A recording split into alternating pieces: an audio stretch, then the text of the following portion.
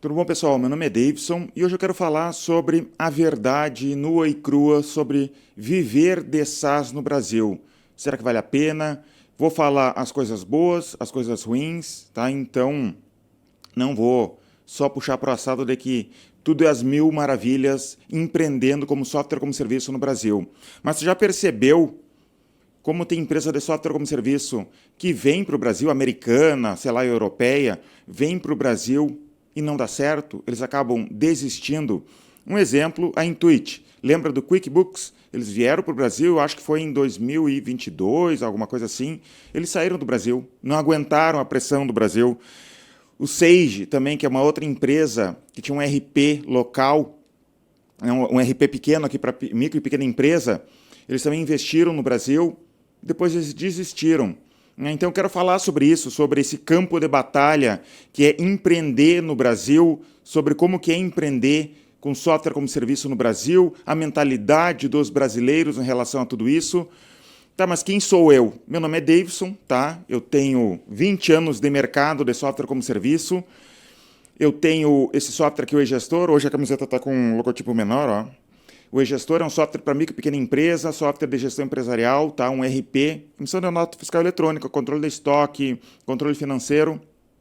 Eu também tenho um outro software chamado NFE+, NFE de nota fiscal eletrônica, mais mis.com.br, né? É um software até 15 notas por mês, totalmente gratuito. Tá? Então vai lá, se cadastra e tu pode emitir nota nesse software. Então eu já tenho algum tempo de mercado, já lancei outros softwares, alguns não deram certo, outros deram muito certo.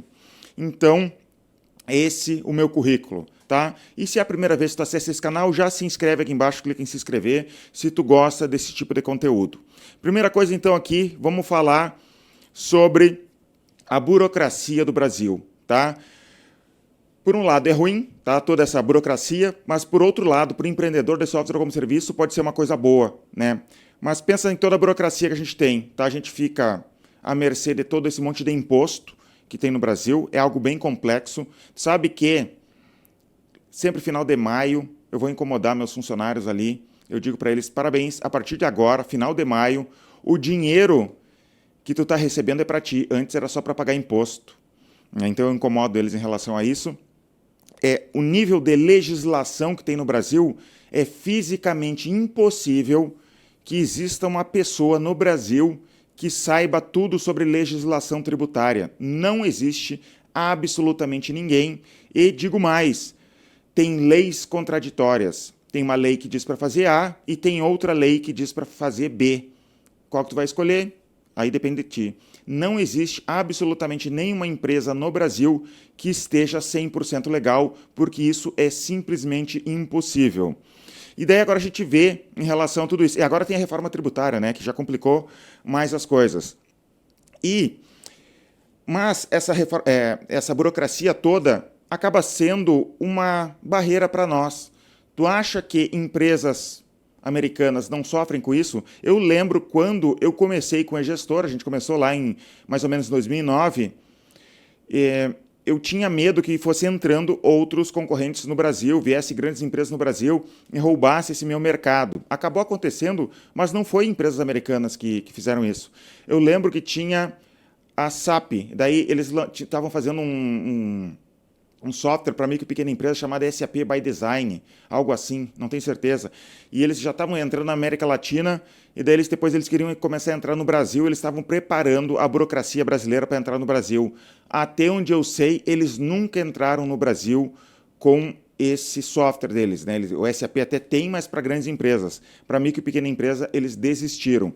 Então, essa burocracia acaba dificulta a vida de todo mundo, mas quem está no Brasil, nós, empresários do Brasil, a gente quer fazer um software, a gente vai ter que se adequar à burocracia, e os americanos sofrem com isso, né? Americanos, estrangeiros, eles sofrem com isso, acabam não querendo adequar tudo e acaba dificultando muito a entrada deles, e para nós, empreendedores brasileiros, isso acaba sendo uma coisa boa para nós, né? Tu sabe que lá por 2010, quando surgiu a nota fiscal eletrônica, eu nem queria desenvolver nota fiscal eletrônica, acabei tendo que fazer, Hoje em dia eu gosto muito da nota fiscal eletrônica. Gosto muito porque eu percebi que quem usa a nota fiscal eletrônica a partir do meu software acaba tendo... É muito raro eles desistirem da churn, porque eles se acostumaram a partir daquilo ali e absolutamente todo mundo teve que usar a nota fiscal eletrônica. A nota fiscal eletrônica ajudou a adoção do meu software em todo o Brasil, porque, pensa bem, olha como é que era a situação em 2009, quando a gente lançou o eGestor. Não tinha software como serviço no mercado, era algo muito novo ainda, as pessoas ainda desconfiavam muito. Como assim um software totalmente online, que vai funcionar num navegador? Que estranho isso, tu vai ficar com meus dados, não estou gostando disso. Só que daí veio a nota fiscal eletrônica, todo mundo... outra coisa, mas se eu ficar sem internet, como é que eu vou ficar? Eles reclamavam disso. Só que com a nota fiscal eletrônica, tu vai ter que ter internet, não importa onde tu esteja. Tu está no interior, tu trabalha na zona rural, tu vai ter que ter internet. Tu precisa emitir nota fiscal eletrônica e tu vai ter que dar um jeito. E isso permitiu a adoção em massa do meu software e de concorrentes pelo Brasil, graças a essa burocracia, né? É ruim, mas foi uma coisa boa para nós. Então, a gente tem esse muro de proteção contra empresas de outros países de entrar aqui dentro, graças a essa burocracia que é muito ruim para o brasileiro, mas acaba sendo boa para nós, né, desenvolvedores aqui locais. Se a gente aguentar trabalhar com essa burocracia, depois de um tempo, acaba se tornando bom. Outro ponto aqui em relação ao país, ao Brasil, é o paradoxo das vendas, tá? O custo da conversa. Eu percebi, como é que eu imaginava que eu ia lançar meu software? Lá em 2009 a gente ia lançar o software, eu ia colocar online, eu ia colocar propaganda paga e as pessoas iam entrar no site, comprar, né, assinar o software e pronto. Eu ia ficar rico, eu ia ter pouca gente trabalhando para mim e as pessoas iam comprar sozinhas na internet. Mas eu acabei percebendo logo que brasileiro é diferente. O brasileiro gosta de conversar, eles querem olho no olho, eles querem conversar, querem ouvir tua voz.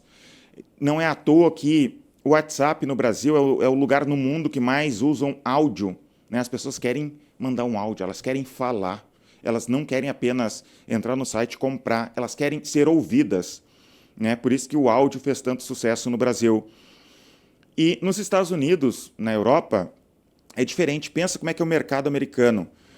Um funcionário é algo muito caro. Então, um software barato, que tem um ticket médio baixo, como o meu software tem um ticket médio baixo, não seria sustentável, né? Eles terem funcionários atendendo, fazendo ligação, conversando com o cliente. Então, software desse tamanho aqui, é como é o QuickBooks nos Estados Unidos. A pessoa entra no site e compra sozinha. Não vai ter alguém fazendo... Aqui, ó, o cara assina o eGestor, ele vai ter suporte, ele vai ter um cara fazendo implementação, tem um pré-vendedor e tem um vendedor. Isso é inimaginável. Sabe que um amigo meu que acompanha aqui o canal, ele me falou o seguinte: Davidson, tu deveria lançar o Vivendo de SaaS para o mercado americano. E eu, cara, mas lá no mercado americano tem gente que sabe muito mais que eu, tem unicórnios, tem gente que sabe muito, né, de software como serviço. E ele disse, não tanto quanto tu, porque tu sabe um pouco de absolutamente tudo. Porque no Brasil eu tenho que entender de processos de vendas, eu entendo de ticket baixo, eu entendo de um software de massa. Tu entende que um software como o meu, um fundador de um software como o meu, ele não teria equipe de vendas? Porque ele não precisa de equipe de vendas? Porque as pessoas, como tu vai contratar um jardineiro nos Estados Unidos é muito caro. Até o Gugu morreu, pelo menos dizem, né, que o Gugu morreu, tem umas teorias da conspiração. O Gugu morreu porque ele estava arrumando um ar-condicionado por conta para não pagar um funcionário para ir lá arrumar, porque é assim nos Estados Unidos, tem o do it yourself, né? Faça você mesmo, isso é comum lá, diferente no Brasil. Então, o americano entra aqui e percebe isso e vê que não vai dar para fazer exatamente da mesma maneira que eles fariam nos Estados Unidos. Claro que está mudando, as pessoas estão comprando online sozinhas, isso está mudando muito. Mas ainda, eu digo, se tu tem uma empresa de software como serviço e tu não tem um atendimento por telefone, por Zoom, por Google Meet, tu não fala com o cara ali, tu está deixando dinheiro na mesa, né? Então, tem isso. Outro ponto aqui, por que os americanos falharam o mercado e o mercado local venceu. A Intuit tentava vender software a R$ 9,90. Isso me assustou muito lá no início. Eu tinha um software, o ticket médio na época eram 100, 150 reais por mês, entra a Intuit com o QuickBooks vendendo a R$ 9,90. Tu entende que eles não estavam preocupados com ganhar dinheiro, eles estavam preocupados em mercado, market share, porque dinheiro não era problema, eles queriam muita gente de uma vez só. Com o tempo eu percebi que não era grande problema, tá? Eu vendia a R$ 150 reais para o mesmo público e as pessoas assinavam sem problema nenhum. Por quê? Porque eu conversava, eu ligava e conversava com o cliente e eles fechavam negócio com a gente. Depois entrou a Sage. A Sage é uma empresa gigantesca e foram eles que inventaram essa história de dar o certificado digital de graça para quem assina o software. E hoje é meio padrão de mercado. Todos os ERPs do Brasil meio que fazem isso, né? Pelo menos os para micro e pequena empresa, eles dão o certificado digital. E isso acontece, né? E daí, mudou o mercado, depois eles ficaram no Brasil um pouco e depois eles desistiram. Não sei os detalhes, né? Mas eles desistiram depois. E quem é que venceu no Brasil? Os brasileiros, né? Por exemplo, o Conta Azul é o maior ERP para micro e pequena empresa, até onde eu sei, do Brasil. Daí tem outros, a OMIE também cresceu muito, o eGestor cresceu muito, né? No mercado local. Quem são brasileiros. Quem cresceu no Brasil foram os brasileiros. Agora parece que a Conta Azul foi comprado por uma empresa estrangeira gigantesca, mas eles conseguiram chegar num patamar sendo brasileiros, né? Então vocês entendem que existe uma barreira, não é à toa, tem algo. Tem barreira mesmo para o pessoal de fora vir trabalhar aqui no Brasil. É diferente, né? Eles preferem comprar até uma empresa já estabelecida do que começar algo aqui, crescer algo aqui. Até a Intuit, ela comprou o Zero Paper na época, né? O Zero Paper estava fazendo muito sucesso no Brasil, eles compraram o Zero Paper, modificaram, tentaram introduzir o QuickBooks no Brasil, cresceram e depois simplesmente desistiram, né? E outra coisa que tem de problema no Brasil, que é contratação de mão de obra. Por um lado é bom, a gente tem que ver dos dois lados, né? Por um lado é bom, por outro lado é ruim. É bom porque é mais barato, né? Como eu falei anteriormente, não seria viável em outro país. Mas ao mesmo tempo é ruim, porque seria muito melhor a gente ter um nível de vida como o do americano ou o europeu, que uma pessoa ganha muito mais dinheiro do que ela ganha aqui. Né? Então, é viável porque os salários são mais baixos aqui. Mas, ao mesmo tempo, se torna problemático pelo nível de processo trabalhista que existe no Brasil. O Brasil é o recordista mundial de processos trabalhistas. É muito arriscado tu contratar pessoas. Né? Por exemplo, aqui na minha empresa, a gente está fazendo absolutamente tudo certinho. A gente trabalha com funcionários há muitos anos. Eu estou juntando o meu capital próprio, mas, de repente, no futuro, sei lá por quê, pode existir algum processo trabalhista que tudo que eu juntei durante a vida vá ser pego para pagar os funcionários porque mudou uma lei, aconteceu alguma coisa, um juiz entendeu algo diferente. Então, é um risco muito grande tu contratar pessoas no Brasil. Sem falar que é difícil de tu achar pessoas mais treinadas, pessoas com mais conhecimento sobre esse mercado de software como serviço, de processo de venda. Agora já está melhorando bastante, tá? Mas, antigamente, tu não achava absolutamente ninguém que entendesse desse mercado, né? Mas agora já estamos nos profissionalizando.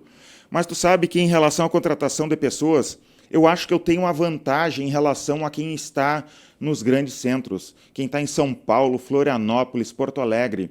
Eu estou numa cidade do interior do Rio Grande do Sul chamada Santa Maria. A gente tem cerca de, um pouco menos de 300 mil habitantes.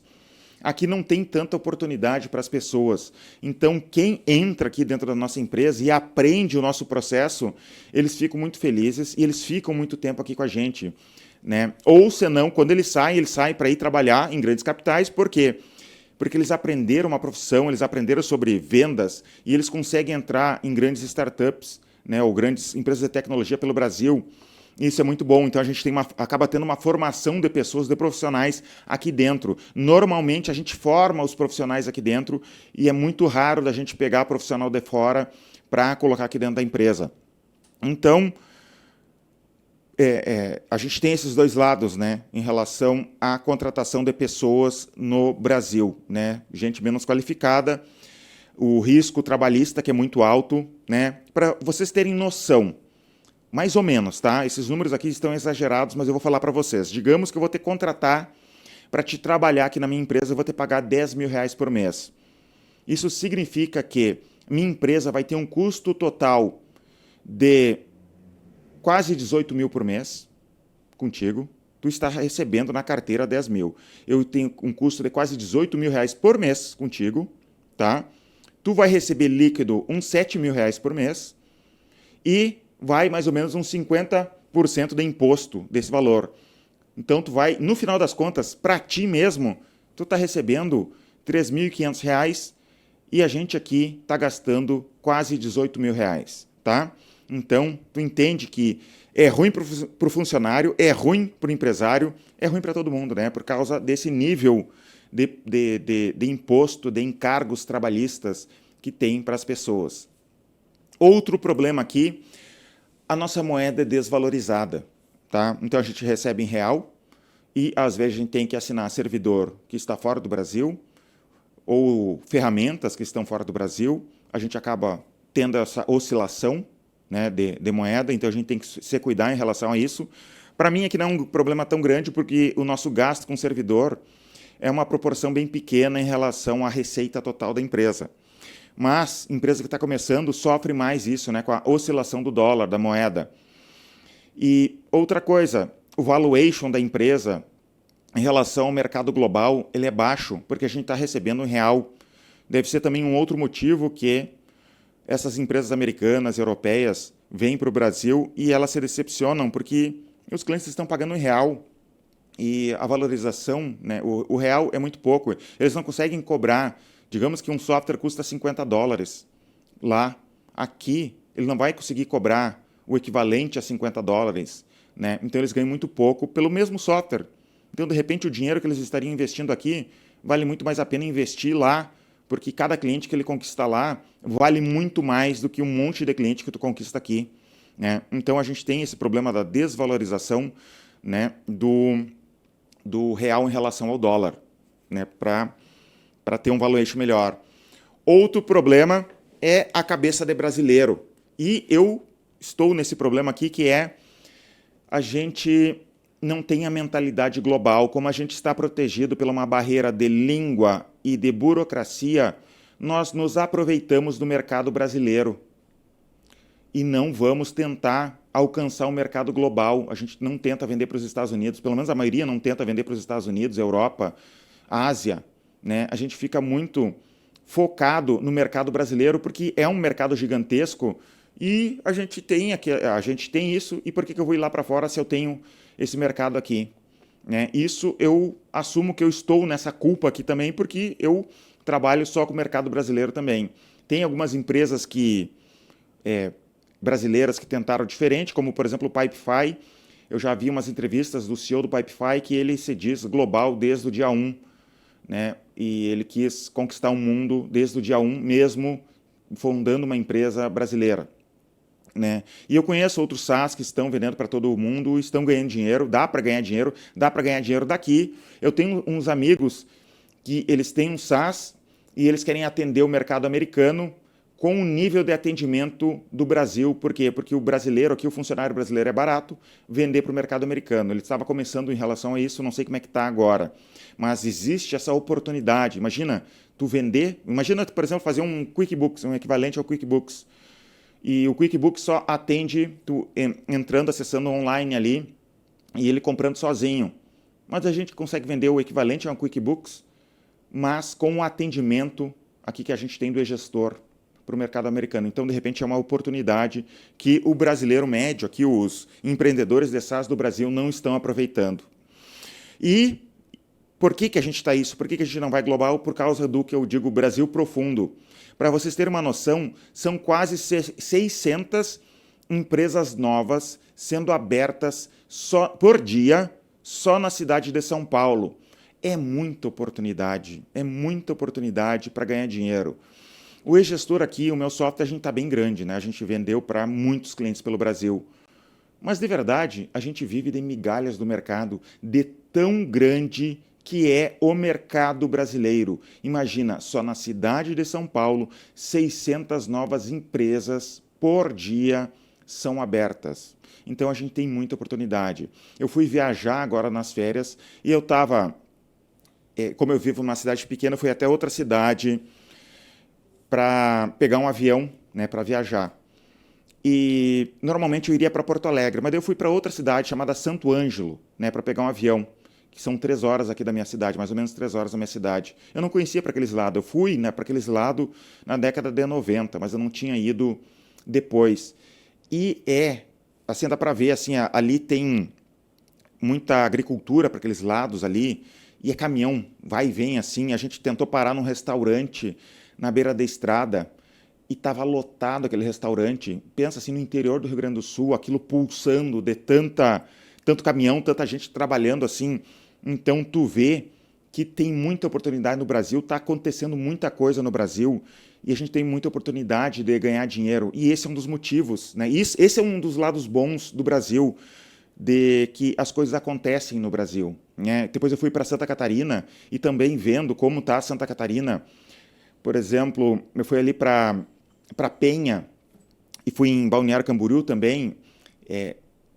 Deu para ver aquilo lá, né? Claro que é férias também, tem muita movimentação ali na praia nessa época. É muito legal de ver, principalmente pelo contraste, que eu que moro numa cidade pequena, perceber isso e ver como o Brasil é tão grande, tão forte, né? Então a gente tem muita oportunidade no Brasil. Outro ponto aqui que a gente precisa falar é a falta de investidor no Brasil. Diferente do Vale do Silício, a gente não tem aquele ecossistema de investidores no Brasil. Isso é ruim por um lado, mas também é bom por outro, tá? É ruim porque o mercado de software como serviço poderia ser muito mais pujante, poderia ter muito mais empresas ganhando muito mais dinheiro, né, movimentando muito mais dinheiro, as coisas poderiam estar acontecendo muito mais rápido. A gente não tem esse ecossistema, está melhorando bastante, mas ainda é mínimo em comparação a outros países, né? Mas, se tu for ver por um outro lado, ainda tem muita oportunidade, porque como não, por exemplo, o e-gestor aqui, não tem tanta empresa vindo concorrer comigo, porque não tem investidor despejando dinheiro em um monte de pequenas empresas. Imagina 100 novos concorrentes entrando e queimando caixa para crescer muito rápido. Para mim isso é confortável, né? Então, de repente, é confortável para outras empresas. Mas, por outro lado, eu gostaria que tivesse concorrentes a mais, né? Tivesse essa economia com investidor botando dinheiro, investidor estrangeiro despejando dinheiro no Brasil e valorizando as nossas empresas. O valuation da minha empresa ia ser muito maior, né? Eu teria um equity muito maior. Seria bom para todo mundo ter um ecossistema de investimento maior aqui no Brasil. Então, dá para ver por esses dois lados, mas eu ainda acredito que tendo investimento seria algo muito melhor para todo mundo, apesar de eu defender o bootstrap, tá? Não necessariamente a gente precisaria aceitar o investimento, mas o equity da nossa empresa seria muito maior. Então, viver de SaaS no Brasil é um jogo de resistência, não é para qualquer um, mas, ao mesmo tempo, tem muita oportunidade de negócio. Eu vi um cara postando lá no Twitter, o SaaS morreu. Cara, eu ouço isso há anos, o SaaS morreu. Que nem o PHP, né? O PHP morreu desde os anos 2000, o PHP morreu. Mas sempre vem outro, vem outro, vem outro. PHP é a linguagem mais usada na internet até hoje, né? Então, SaaS morreu.